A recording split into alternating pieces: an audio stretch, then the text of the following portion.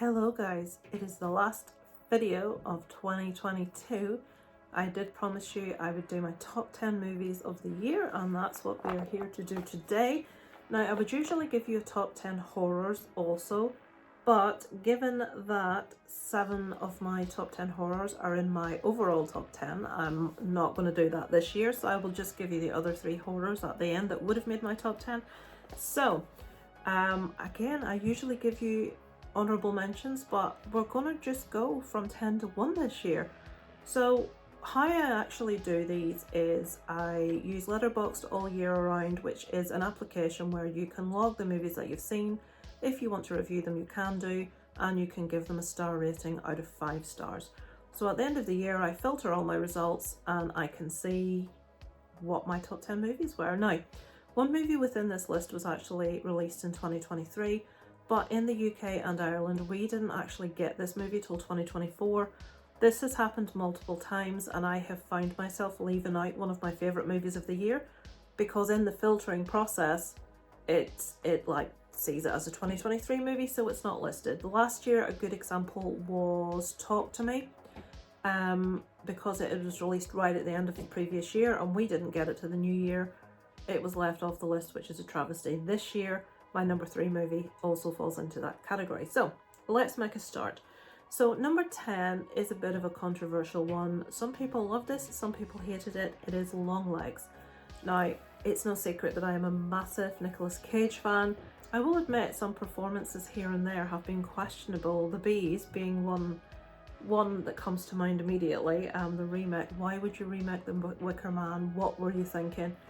But I really enjoy Nicolas Cage. I feel he gives us all in every performance. Whether you like him, whether you don't, you cannot say that he dials in a performance. He just does not. So Longlegs for me, the reason I enjoyed this movie so much is the unsettling, creepy sort of atmosphere that it provoked. I didn't think at all it was one of the scariest things I'd ever seen, which was people were saying in advance. I've learned to not really listen to hype with regards to movies. I either love or hate something. Some movies, one example, Wicked, I left early. There's a thing in the midst of this top 10 that's nothing to do with this top 10. Generally my videos never crack 100 views, but my video saying that I didn't like Wicked is at like 799 views. So why is it when we talk about something we don't like, do so many people watch it? No idea. So if you have commented on that video, I shall not be reading the comments because I just know I'm going to get a barrage of abuse because I didn't like a movie, so I'm not reading them. The lovely people among you appreciate people with different viewpoints, but 799 people, no, I can imagine. I don't even want to see it. So, Longlegs, I really enjoyed it. It was my number 10. My number 9 is an even more controversial one because most people hated this. I can only think of 2 other people besides myself that enjoyed this movie. It is Spaceman, which was the movie with Adam Sandler and the giant spider. Now, Adam Sandler, again, like Nicolas Cage, is very Marmite. I loved his early comedy work, like Happy Gilmore, Billy Madison. Airheads is a big favourite of mine, but in later years, like Grown Ups, a bit crap to be honest. But I do feel that Adam Sandler is a fabulous straight actor. He has really proved himself in the past few years. Now, Spaceman is one you really have to be in the mood to sit down and watch and pay attention and listen to, and it's an absolutely beautiful movie if you give it the time to, and if you sort of like lose yourself to the story and forget that he's talking to a giant spider, which has the most relaxing, beautiful voice I think I've ever heard. So I loved it. Spaceman is my number 9 movie of the year. My number 8 movie, I don't know what it is with me, I just must have really odd taste. This one was a big bomb for most people, and it was the 3rd in a trilogy of very popular horror movies. It was Maxine. Now, Pearl's my favourite of the 3. Maxine and X I feel very similarly about. I love both of them, but Maxine felt like a movie almost made for me. There were bits that just had me rubbing my hands together in delight. The soundtrack, the little bits of inclusion from real life stories, like I'm a massive true crime nerd. We had the inclusion of Richard Ramirez, the Night Stalker story running through this. We had the satanic panic of the rock bands in court. We had Dee Schneider in this. There was just so many little interesting things from me from the point of view of my musical taste, which this movie just ticked every box for me. And the whole true crime thing, I loved it. I really, really enjoyed Maxine, and it makes number 8 on my top 10 movies of the year. My number 7 movie is one that a lot of you will not have heard of, and I really encourage you guys to watch it, especially the gamers amongst you. Now, this is a documentary, and it is called The Remarkable Life of Evelyn. This follows a mother and father who have recently lost their son, who was 25. He was called Matt Stevens, and they lose him to a degenerative muscle wasting condition. He was a very insular, very quiet young man, but they discover on his death, he very much was like caught up in his computer. He was never off his computer. It was kind of a bone of contention for his family. He spent too much time on this computer, but they discover after his death a whole new world that their son had been part of. And as we all know, for being YouTubers, you can have a whole other world of friends, a persona. People know you differently to people that know you in real life, and this young man had created a character called Evelyn in World of Warcraft, and his family got to meet lots of people that he had befriended over the years. Someone actually made a story, an actual something that his family could keep of his story as his character Evelyn in World of Warcraft using his words. And it's a remarkable documentary. It's beautiful. They discovered just how important this online world was to their son, who was so limited in life. He had very limited capability. He was in a wheelchair. He couldn't do a lot of things that other young people could do, and he immersed himself in this online world as a gamer. And this is about his parents' discovery of him and who he was deep inside that they maybe perhaps weren't fully aware of. It's a beautiful, beautiful movie. It's called The Remarkable Life of Evelyn. Well worth a watch, guys. I really recommend it. It will prompt a few tears, I would imagine. My number 6 is a movie that I did not expect to enjoy at all. If I tell you why, you'll hate me. Here we go, I'll tell you why. I am not a big fan of The Omen. I love some of the imagery in it. I think it's a very iconic movie, but it's not a movie I absolutely adore and love. I love parts of it, some very iconic scenes and imagery, but I'm not a massive fan of The Omen like a lot of people are. The first Omen came out this year and I thought, I'll go see it. I don't expect to like this, and I absolutely loved it. I do feel it was very similar in a lot of ways to Immaculate, which, spoiler, is also on my list. It's sexy nun's year. It's the year of the beautiful young woman as a nun. I loved the first Omen. I loved how they sort of pushed the boundaries. I loved some of the gross imagery in it. I love that they weren't afraid to sort of go places and show you things, and it's like, wow, we're seeing everything here. I just really, really enjoyed it. Thoroughly entertained me start to finish, and it is my number 6 on my top 10 of the year.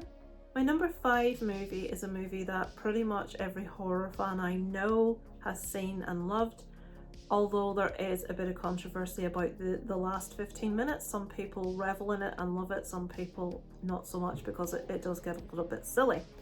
I am one of the ones that absolutely love the end of this movie. I love how ridiculous and silly it gets at the end. It really caps it all off for me, and it is, of course, The Substance. Demi Moore was, of course, incredible in this. Dennis Quaid was just completely repugnant. Margaret Qualley was fabulous, although I think her arse got more screen time than her face did. But it was a really gross, fun, thought-provoking, interesting movie with a kind of a message at the same time.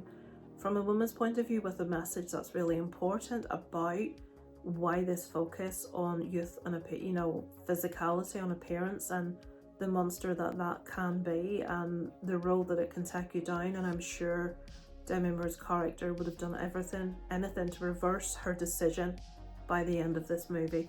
So The Substance is my number 5. It is fabulous, but do not watch if you are squeamish. My number 4 is the movie I've already mentioned, is Immaculate.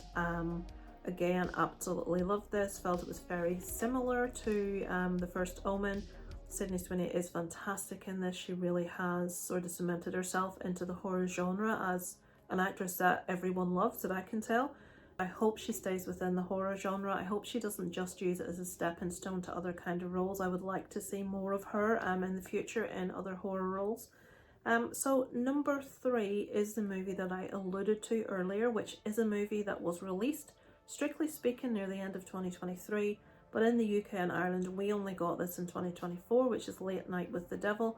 I could not leave this off the list. It stayed at the top of my list for a long time.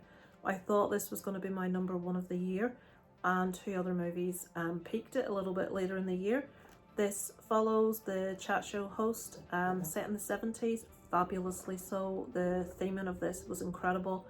I love one location movies also, which this also is. I feel that it really it pulls on characters, actors' performances, and you really have to be good at what you do to pull this off, which they definitely, in my opinion, do on this.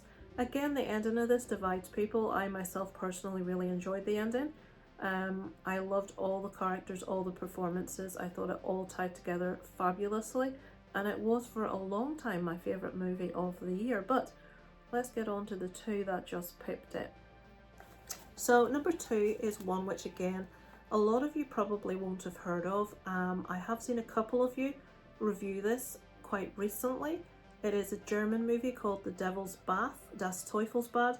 This is set in 18th century Austria, and this follows a young woman called Agnes, who something terrible happens at the beginning of this movie. She lives in the village where this terrible thing happens. We follow her getting married to someone that perhaps she's not overly enamoured with, but we're in the 18th century. This wedding has been decided, they're getting married, and we follow this young woman's slow descent, I suppose, into depression and eventual almost madness. This is a very slow movie, but it is very beautiful, very well acted, very chilling, very realistic, and it's just up my street. It's just my cup of tea. It's called The Devil's Bath, and I thoroughly recommend it to you horror fans that want to watch something with a little bit more depth and layer to it than just your surface sort of gore fest. So that's my number 2, The Devil's Bath. So from this horror fan, what has pipped all these horrors to the post? That is not a horror movie. I was quite surprised when I got my feedback of my top movies of the year, and this one sat at number 1. As much as I loved it, I was a bit surprised. My number 1 movie of the year is Deadpool and Wolverine. I think the intro to that movie definitely elevated it. The humour in it, the use of music in it, the little like tiny few seconds of certain songs, the in jokes. It was a breath of fresh air for Marvel to take the piss out of itself with some of the faux pas and the mistakes they've made to actually, it was a leveler, wasn't it? I love Ryan Reynolds as Deadpool. He is my favourite of all the superheroes. Also, Wolverine, Hugh Jackman, incredible. We had a fantastic cameo in there. I won't say who in case you haven't seen. There's multiple cameos, but there was one that was my personal favourite, which I'm sure you can imagine what that one was. It was just an all-out good fun time. I actually went to see this twice in the cinema, which is unusual for me. I usually only go and see something once, even if I love it. But I took my neighbour to see this because I knew she really wanted to see it, and we went and had a nice girly afternoon perving over Ryan Reynolds as Deadpool. Fabulous. I could watch that beginning intro, that dancing just over and over, even though it's not Ryan Reynolds. I was gutted. But kudos to Ryan Reynolds for actually publicly posting a photograph of the guy that it actually was. He was a trained dancer. A lot of people would have tried to take, credit for that, but no. So that, guys, is my top 10 movies of the year. What do you think? Do you share any of yours with me? I know myself and Aaron from Screen Stars share our number 1 movie, Deadpool and Wolverine. I will just very quickly give you the last 3 on my top 10 horrors of the year. So running down from 1, The Devil's Bath, Late Night with the Devil, Immaculate, The Substance, The First Omen, Maxine, Longlegs, and the last 3 are The Watchers, which I know most of you hated. The one set in Ireland in the forest, where Saoirse Ronan comes across this group of people and they are watched by these watchers. I loved it. It was a bit rushed at the end, but I really enjoyed it, and John Lynch was in it, and when I say John Lynch, I'm happy. I love him as an actor. I think he's fabulous, so underrated. Number 9, now I'm sure a lot of you are quite shocked this is so low down, is Terrifier 3. It's no secret, adore Art. The character that David Howard Thornton has created in Art the Clown is fabulous. He is a real iconic character to me. He's really captured my imagination. I love him. The movie, the special effects are absolutely incredible, out of this world, love them. I couldn't, in good conscience, put this any higher because the storyline wasn't the strongest, let's be honest. But the character and the special effects is what I watched this for, and I loved it, and I would recommend it to any horror fan that wants to see a gory, fun time. Terrifier 3 will definitely tick all the boxes. Storyline is a little bit scant though, it has to be said. And finally, the last movie on this list is a lesser known one brought to my attention by Leo from Geek Legion of Doom. It's called Curse of the Sin Eater and is a story about a young man down in his luck, bit skint. He comes into contact by way of his job with someone that is very rich, and he is basically told, if you're willing to take on my sins, what I've done wrong in my life, you can have everything that I have accrued. And this guy is proper wealthy. Stupid wealthy, mansion wealthy, spends what he wants wealthy, doesn't even think about it. Staff, you know, like a full house full of people to wait on his every whim. And if this young lad accepts, I will swallow your sins, I suppose, the Sin Eater, he will get all of this wealth. And this young lad, obviously very young, not really thinking a great deal about the implications, agrees to do just that. I love the concept. I really enjoyed the movie. I thought it was absolutely fabulous, and I would thoroughly recommend it to you guys. So yeah, there we go. That is my top 10 of the year. Also within that, you have my top 10 horrors. Thank you so much for watching the channel this year. Apologies, this last few months, I haven't really been as regular as I would like to be. You all know stuff going on with family, with illness. It has been quite a difficult couple of months, but thanks so much to you guys that have stuck by me. I will hopefully next year get kind of back to normal. We shall see. Things are still kind of ongoing at home, so it remains to be seen, but I'm here.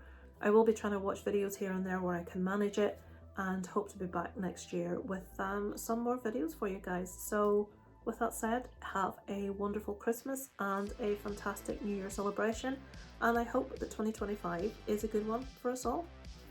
Over and out. Family Silence.